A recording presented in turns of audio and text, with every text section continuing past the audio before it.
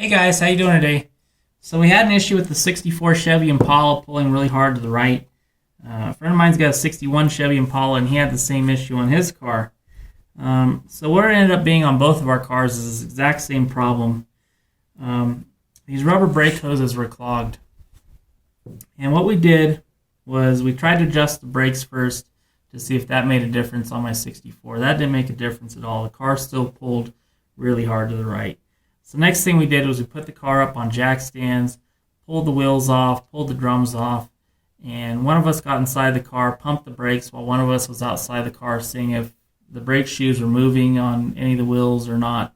So it turned out that the front passenger wheel, those brakes were moving in and out fine, but on the front driver's brake, those brake shoes weren't moving whatsoever at all.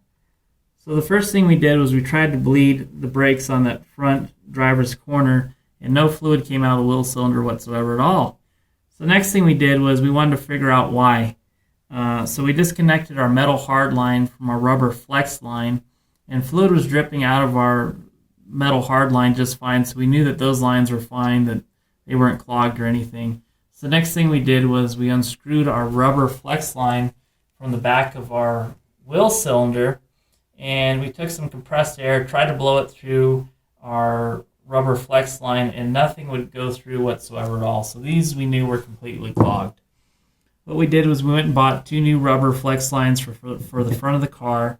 We installed them, we bled the brakes, we adjusted the brakes all the way around, and everything was great. The car braked perfect, there was no more pulling or anything. But I kept these rubber flex lines because I was kind of curious, why isn't fluid flowing through? I didn't know if there's a piece of debris in here or if the rubber over time had swelled up or what was going on. I cut this one open to see what was going on, and it's like the brake fluid is actually turned to rubber. It's possible the car sat for a long time, not really sure. I know that my buddy's 61 Impala did sit for a long time. But anyway, that's what's going on inside these brake lines. So this could be the issue with your brakes. Not sure, but I hope it helps you out to find out what's going on with your brakes. This could be the issue. Anyway, thanks again, guys. Thanks for watching, and have a great day.